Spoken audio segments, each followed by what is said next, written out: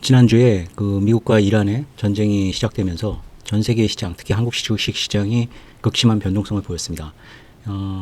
과거에 어떤 상승 추세가 멈추고 이제 하락으로 추세 전환할 때라든가 아니면 당장 이제 2월 달이나 그러니까 2월 달과 다른 한국 주식 시장의 가장 큰 변화가 어떤 것이고 그 변화들을 그 투자 원칙이나 매매 전략에 어떻게 그 적용해서 동일한 2월과 같이 그 강한 상승장의 매매 원칙을 동일하게 적용할 수는 없겠죠.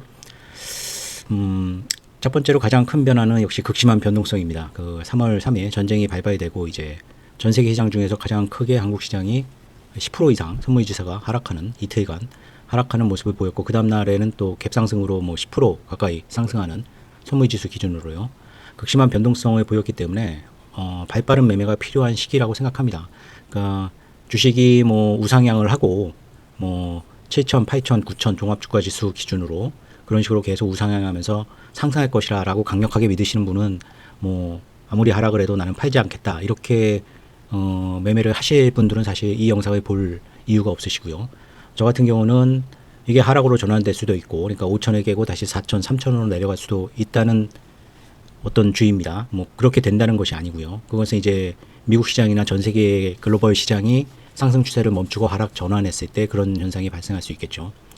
아니면은 박스권에서 올라갔다 내려갔다를 반복하는 매매를 하든가 뭐 그렇게 한다고 해도 이제 보유한 주식을 그냥 계속 보유하고 가는 전략보다는 발빠른 매매가 필요한 시기라고 봅니다. 제가 이전 한 6개월간은 계속 그 상승하는 추세에서 그 계속 주도주를 빨리 선택을 해서 매수를 하고 그 주식이 계속 상승하는 경우 계속 보유하는 전략 그리고 그런 주도주라고 선택을 했는데 상승 여력이 별로 좋지 않은 주식은 빨리빨리 그 처분하고 그런 형태의 매매 전략을 취했는데 향후 그런 전략을 계속 지속하지는 않을 겁니다.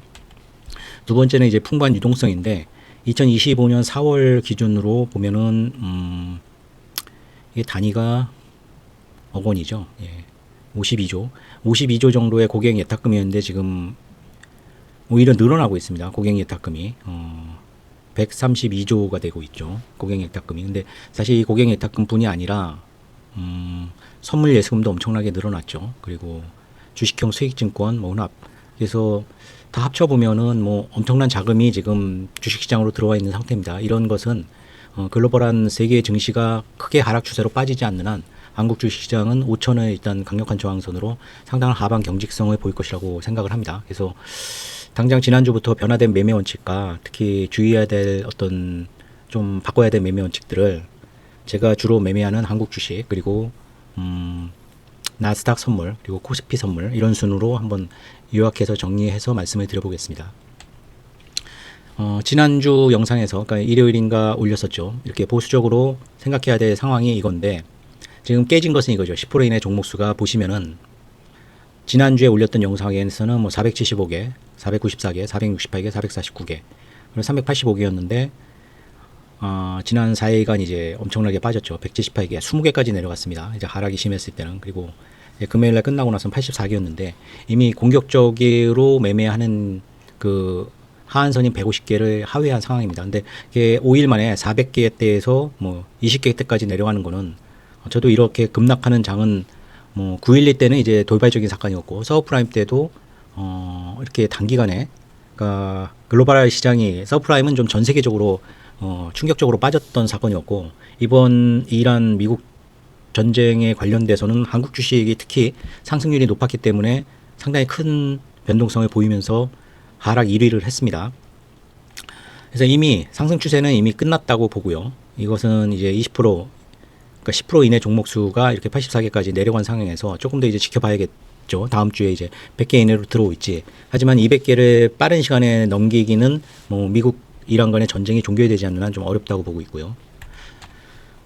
그래서 정리를 해보면 이 최고가 대비 9.9% 이내 종목 수가 한 5일간이 이제 꾸준히 200개 이상일 때는 지난 2월 달, 그러니까 지난 6개월간 그 매매했던 주식시장의 전략, 꾸준한 매수 후에 보유하는 전략, 그러니까 계속 우상향 종목은 계속 보유하고 우상향을 보여주지 못하는 종목은 빨리빨리 교체 매매로 새로운 그 우상향 종목을 찾아서 편입해서 계속 보유하는 전략으로, 그러니까 계속 매수만 주로 일어나고 이제 기대에 미흡한 종목만 매도하는 전략이었는데 이제 84개면은 오히려 이제 5일 100개 이하는 아니죠. 왜냐하면 5개 기준으로 5일 기준으로 볼 땐 400개대, 300개대, 170대니까 아직 뭐 전량 매도하고 현금화 상황은 아닙니다. 급락이 빠르게 일어났기 때문에 이렇게 간 것이고 100개에서 200개 정도가 될 때는 주도주 중심으로 어떻게 보면 박스권 매매 같이 그러니까 전혀 다른 매매 전략으로 나갈 것입니다. 한국 주식은.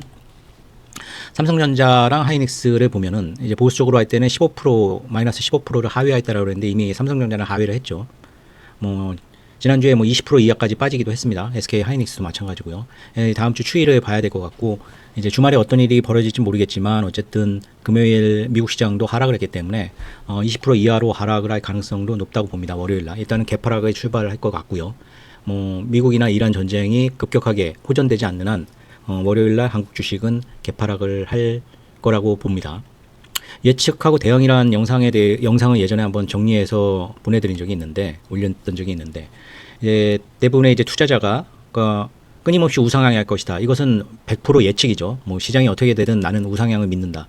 대부분의 이제 주식 초보자들이나 주식에 대해서 큰 손실을 안 겪어보신 분들은 이렇게 예측에만 의지해서 본인의 예측이든지 아니면 유튜브에 많은 그 주가 지수를 예측하는 유튜버들의 영상을 믿고 그냥 믿고 매매를 하는 거죠. 그냥 따르는 겁니다. 자기 생각은 별로 안 들어가죠.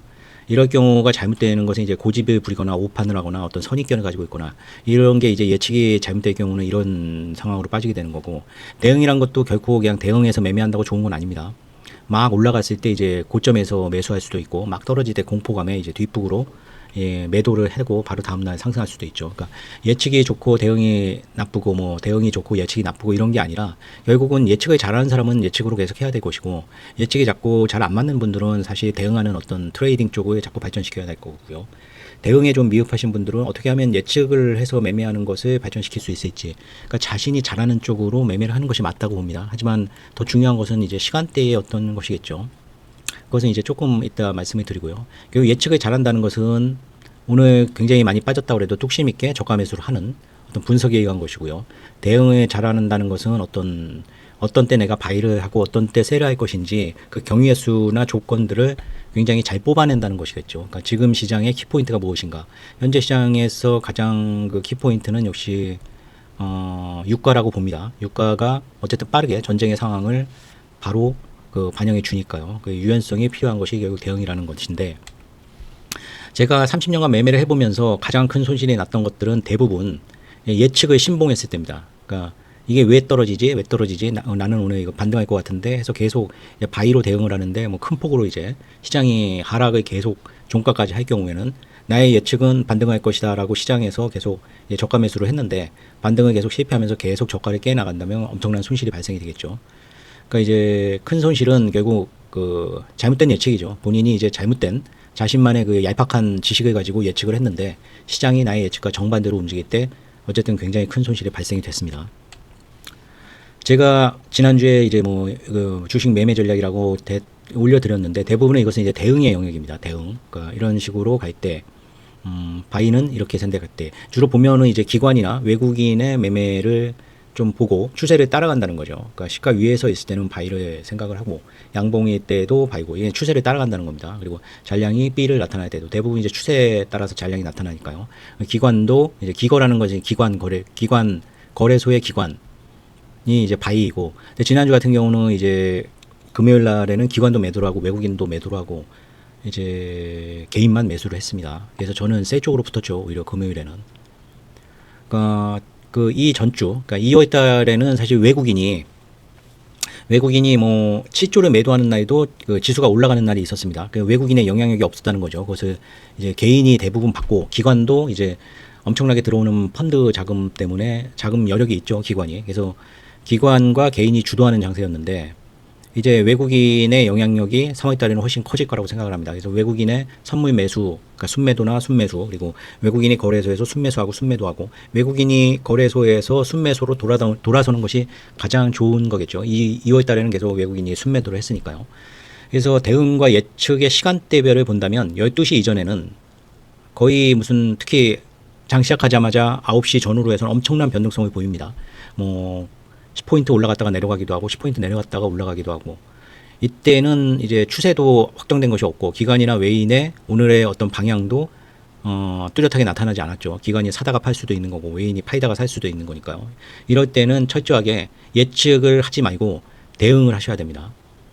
초반이 내가 방향을 전혀 알 수 없을 때는 매매를 하지 않는 것이 맞고요. 초반에 빨리 이 방향을 잡아서 대응의 영역으로 하시고 12시 이후부터는 이제 예측의 영역이 됩니다. 왜냐하면은 후반에 결국은 추세가 이렇게 될 것이다. 그러니까 후반에 반등을 할 것이다 하고 매수를 하는 것도 가능하겠죠. 14시 이후에 이제 반등할 수도 있으니까요. 근데 너무 오버슈팅해서 심하게 빠져서 나는 매수를 했는데 종가까지 빠질 수도 있습니다. 이럴 때는 이제 내일은 미국 시장이 크게 동반 하락하지 않는 한 갭상승을 할 수 있다.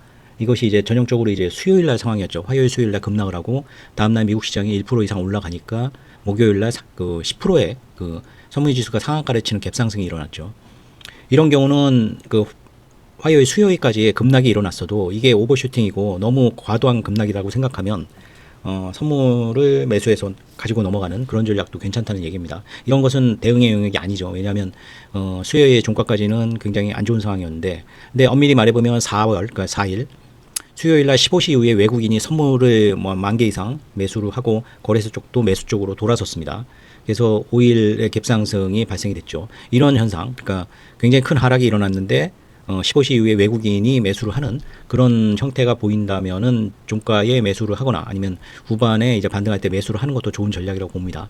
이것은 어떻게 보면 예측의 영역인데 어떤 대응, 외국인의 어떤 움직임을 보고 이제 대응으로 하는 것이기도 하고요. 다시 말씀드려서 정리를 하면 기관과 외국인의 영향력이 다음 주에는 더 커질 것이고요. 외국인이 영향력이 없었죠. 외국인이 7주를 매도해도 상승했다는 것을 보여줬지만 외국인의 영향력이 굉장히 커질 거라는 것이 다음 주부터 특히 3월 달에 주식시장의 방향이라고 생각합니다. 이게 금요일의 상황이죠. 외국인과 기관이 모두 팔고 있었고 개인이 이제 급락했다 급등하는 것을 봤기 때문에 이제 급락할 때 또 이제 많이 샀죠. 급락은 아니었지만 금요일 날 저는 어쨌든 외국인과 기관이 매도하는 것을 보고 주말에 좀 불확실성도 있었겠죠. 그 주말 동안에 또 어떤 일이 벌어질지 모르니까요. 그래서 조금 주식 비중을 줄이는 형태로 나갔고요. 보시면 이게 이제 화요일, 수요일, 목요일, 금요일의 매매 내역인데 이제 수요일 날 급락할 때에는 매수한 것이 오히려 많죠. 삼성전자도 이때 많이 매수를 했고요. 그리고 금요일 날은 오히려 매도 쪽에 좀 많이 했습니다. 그러니까 이렇게 보면은 매수를 많이 한 것 같지만 그 금액적으로 보면은 뭐 목요일, 금요일 날 매도 쪽으로 많이 붙었습니다. 그리고 월요일, 그 화요일, 수요일에는 주로 매수 쪽으로 한 거고요. 이런 것이 전형적인 어떤 좀 순환권 매매라고 볼 수 있죠. 박스권. 그러니까 너무 많이 빠진 것 같으면 좀 매수를 하고 좀 올라가는 상황에서 기관과 외국인도 매도를 하고 있다면은 이제 매도 쪽으로 붙는. 그러니까 그 지난 6개월 동안 제가 보여드렸던 계속해서 이제 순매수를 하고 상승률이 저조한 종목은 이제 매도하고 이런 전략하고는 좀 다르게 이제 갈 것입니다. 수익률은 이제 매도한 것이 있기 때문에 수익률 자체는 많이 떨어졌습니다. 하지만 실현 손익이 많이 늘어서 이 종목을 보면 알겠죠. 이게 3억 4,400 정도였는데 한 300에서 400 정도 이제 손실이 난 계좌죠. 이거는 지수의 하락폭보다는 조금 방어를 한 상황이고요. 그리고 종목도 인버스 종목의 비중을 조금 더 늘렸습니다. 이게 100만 원대였는데 이제 600만 원대가 되죠. 그러니까 단순히 이제 주식을 산다는 것보다도 인버스 쪽을 늘릴 수도 있다는 얘기입니다.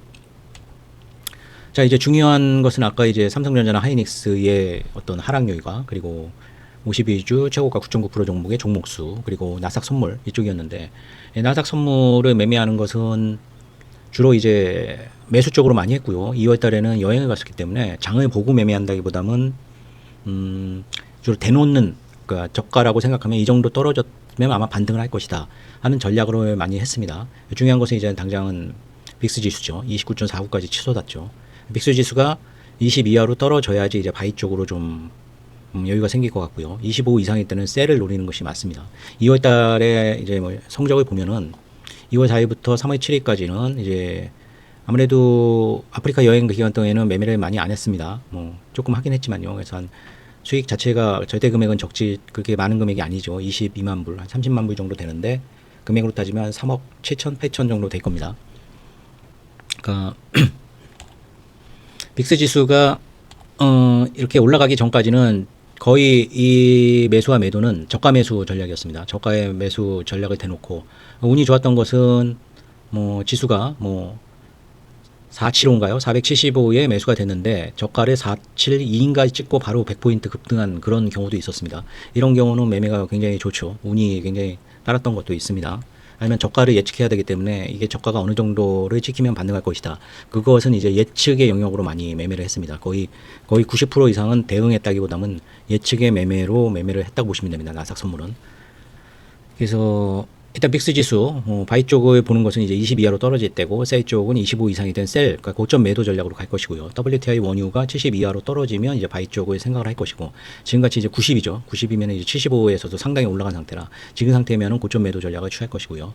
비트코인은 그 전체적인 유동성을 보는 판단으로 합니다. 그래서 7만에 다시 넘었으면 다시 상승 유동성이 그래도 죽지 않았다라고 보는 것이고, 6만 이하로 떨어지면 이제 전 세계적인 유동성이 굉장히 떨어지는 상황으로 보일 것입니다. 지금 67,990, 한 68,000 정도로 끝난 상태고요. 달러 원에 이제 사실 한국 주식에 관련이 돼 있겠죠. 1,440원 정도로 이제 40원, 1,430원, 1,420원 정도에서 왔다 갔다 하다가 전장이 발발이 되면서 이제 1,480원을 깨면서 쏟았습니다. 그래서 일단 이 다른 빅스 지수와 WTI 원유, 비트코인, 달러, 원달러 환율 이것의 바이셀러의 기준은 이렇게 나눠줬고요. 나스닥 선물은 그러니까 2월 달에는 주로 저가 매수 전략으로 대놓는 전략으로 했는데, 다행히 이제 오늘부터 3월 두 번째 일요일에 이제 미국의 서머 타임이 시작이 됩니다. 3월 8일부터 미국 서머 타임이 되기 때문에 제 입장에서는 10시 반에 이제 그러니까 저녁 오후 10시 반에 미국 시장이 열리는 것이 훨씬 좋습니다. 11시 반만 돼도 1시간은 이제 늦게 자야 되는 거니까요. 대부분의 많은 이제 중요한 CPI나 실업률 같은 지표들도 10시 반이 아니라 9시 반에 발표가 되겠죠. 그래서 3월 9일부터는 좀 더 대응의 영역으로 나스닥 선물을 매매할 수 있는 좋은 시간적인 여유가 될 것 같고요. 코스피 선물은 이제 보시면 아시겠지만 이게 3월 3일이죠.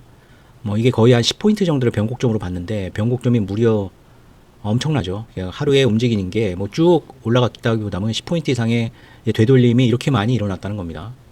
거의 하루에 저기가 엄청나죠. 이렇게 변동성이 좋으면 이게 수익을 낼 기회가 굉장히 좋다라지만 선물의 기본적인 것은 제로섬입니다. 그러니까 이렇게 변동성이 좋다는 것은 큰 수익도 가능하지만 큰 쪽박이 가능한 큰 손실이 날 수 있다는 거니까 굉장히 조심해야 될 장이라고 봅니다.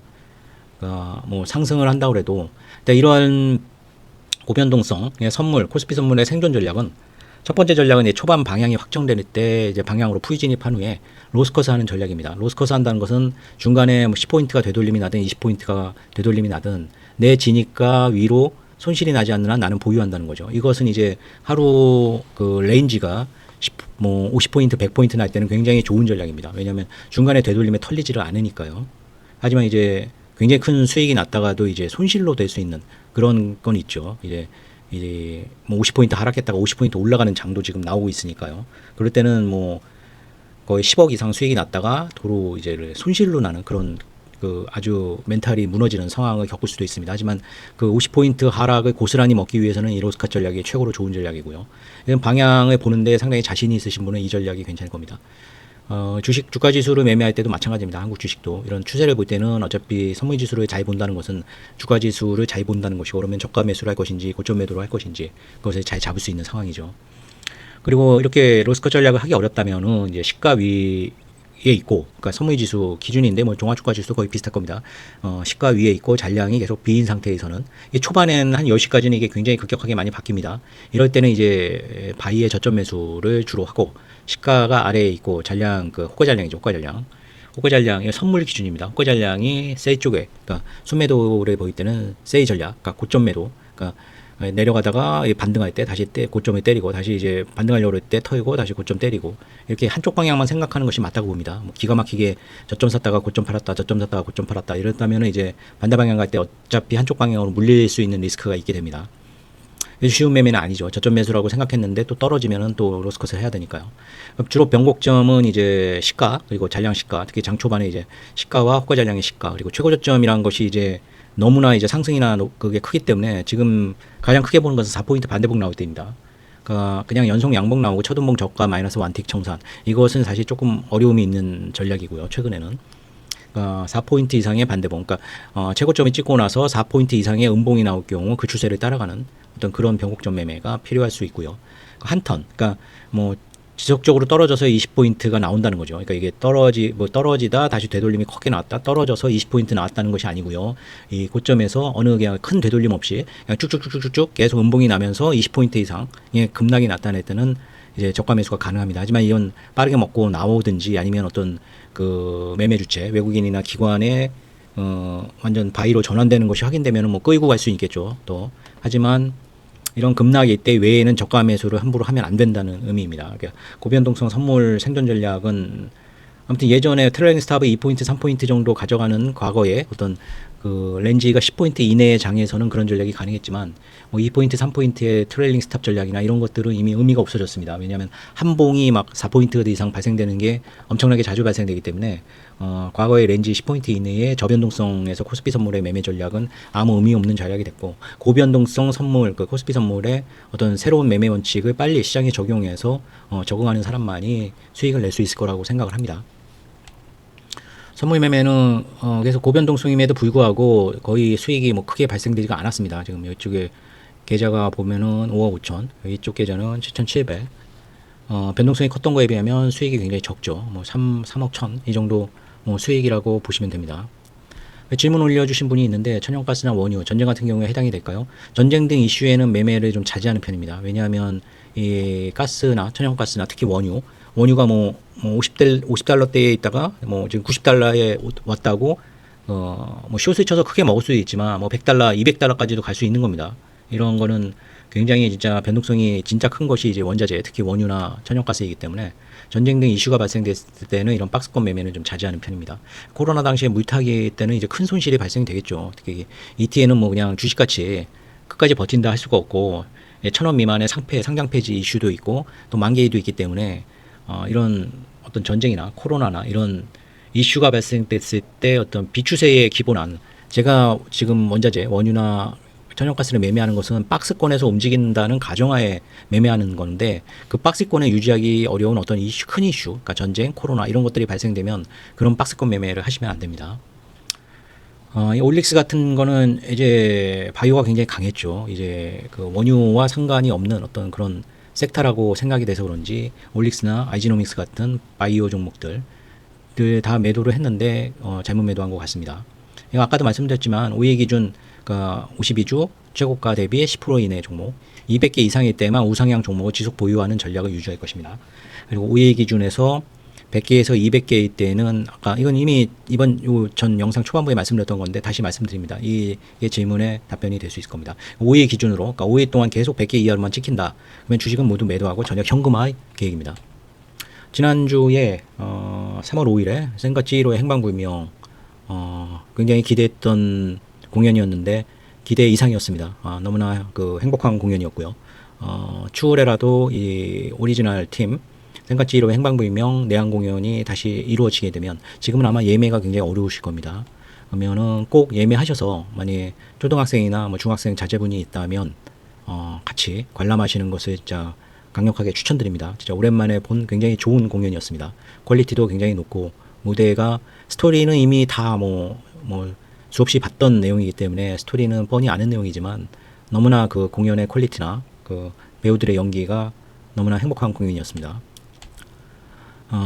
가장 인상 깊었던 장면이었고요. 가오나 씨와 이제 치히로가 열차를 타고 가는 장면입니다. 굉장히 감성적인 장면이었죠.